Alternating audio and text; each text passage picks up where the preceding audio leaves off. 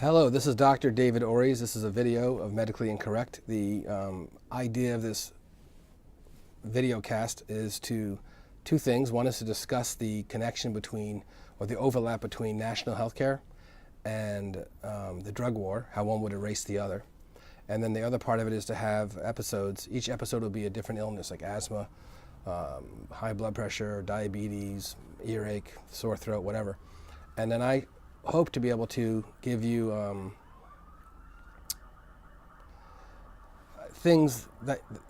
list of questions you can ask your doctor about that issue, so you have a better doctor visit, and also make a list of a list of considerations, what the doctor, what he or she is thinking when they talk to you about that problem. So I guess we'll start with the national healthcare thing, the small, easiest thing first. There's a lot of invisible things about national healthcare that would be great if it existed. And I'm not saying how we get it to exist is a whole different conversation. This isn't that.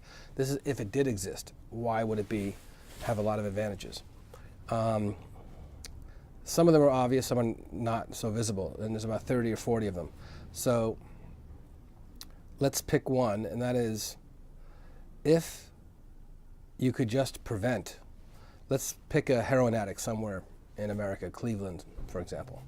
And right now it costs around $3 million per person if you let them live in the streets, feral, meaning they'll get shot and stabbed, which is how 95% of them die.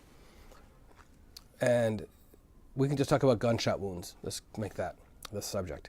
We spend between 30 and $40 billion a week on gunshot wounds because of people trying to get drugs, dealing drugs.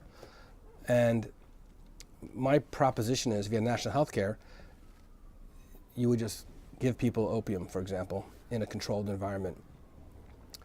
And that opium has advantages. It's morphine. And the advantages are, one, it's pure and clean, and the user won't get AIDS and heart disease from it, from infection. They also won't get shot or stabbed, which gives you 500 grand right there. They won't get arrested or chased down by the police, another many thousands of dollars, and they won't go to court because 85% of court cases are because of drugs. And then the prisons will be 85% less crowded because 85% plus more of people in prison are there because of drugs. So my premise is that if you had national health care and each hospital was a national drug control center where people would get opium and whatever else they needed, then they wouldn't do the crime or get shot or stabbed. So that aspect of the project is not to help them. There's no help in this. This is simply to put out the fire. If they're not getting shot and stabbed and doing crime and dealing drugs, then there's a lot less expense to the state. So it's just cheaper to give them opium, like 10,000 times cheaper. And that's not about being nice or compassionate. At these drug control centers, you would have 10 or 12 other services available, such as psychological help, job training maybe. Food would be nice, really good food, whatever you want to eat. AA, NA, all the religions could be there, different chapels for the Jews, the Christians, the Muslims, whatever faith they are, if they have any faith. For atheists too, you'd have a chapel for them. The idea is you're providing services to stop them or to steal them away, basically, as customers from the street trade. Most prostitution is to get money for drugs, which also spreads AIDS. It's not good for society. It's not good for anybody. So that's one advantage of national health care. You'd have national drug centers to reduce the use of street opium and street drugs in general. Tremendous. Just stopping the gun shooting, the gunshot wounds, would save you 25, 35, 40 billion a week, depending how you count it. It's a huge amount of money. The prisons and the courts are 85% because of drug offenses. That would go away, which is, I don't know, hundreds of billions of dollars. That's just wasted. I mean, the point of all this is prohibition is a failed, cataclysmic failure, and always has been.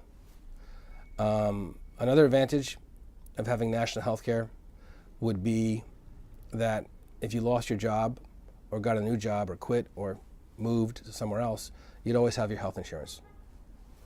So there'd be more mobility for people who work. Another advantage is somewhere around 50, 60, 70,000 new companies would be formed every year, because people who have 20, 25 years experience doing whatever they do could leave that job and start their own company, making ice cream, paving roads, building jets, whatever they do. They can get 10 of their friends and start a garage company. Right now, they can't do that because they can't lose their health care because they have a sick relative, wife, daughter, son, father, themselves, and they can't afford to lose their health care, and they can't give health care to these 10 men or women together doing this new project. It's too expensive. So not having national health care is like a giant wet blanket on starting up new companies in the United States. And obviously, 1 in 100,000 will become a gigantic big success, but it doesn't have to be a big success. Most people in America are employed by small companies that's 50 employees and under. So even a sandwich shop, if someone starts that and employs 8 or 10 people. So that would kind of get a lot of employment to happen, which is now cannot happen because health insurance is like a choke collar on anybody's neck. They can't leave their work and start their own thing. The other thing, which is kind of fascinating, is the cost of medicine, like what it costs to buy medicines, penicillin, insulin, mental health pills, birth control, whatever it is. If you have national health care, you'd have 360 million people in one program, a not-for-profit program. So in that setting, your negotiation power to purchase drugs would be all-powerful. For example, if you wanted to purchase, say, something simple, take penicillin, everyone knows what that is. And let's say the drug company says, we're going to charge you for 30 tablets, $20. You go, okay, let me see what Germany offers, or Canada, or Taiwan, or some other nation that makes this, or even other companies in the States. And let me put you on hold for a second and see what else, see if that place wants our business. I mean, the purchase power would be phenomenal. So you can negotiate prices down from $20 a pill to 10 cents a pill, a quarter a pill, whatever. But it'd be, your drug costs would go down by huge amounts. And that's just a few of the advantages, and I'll stop here because it's already been almost 8 minutes, which is enough for this episode. And this is a video episode. I hope to be able to figure out Facebook Live one day. So you can also text me back while the show is happening. Thank you, Dr. David Ores, O-R-E-S, Lower East Side of Manhattan.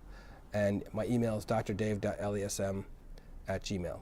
And you can Google me or Facebook, whatever. Dr. Dave Ores, O-R-E-S. Today's September 30th, 2017. Thank you for watching.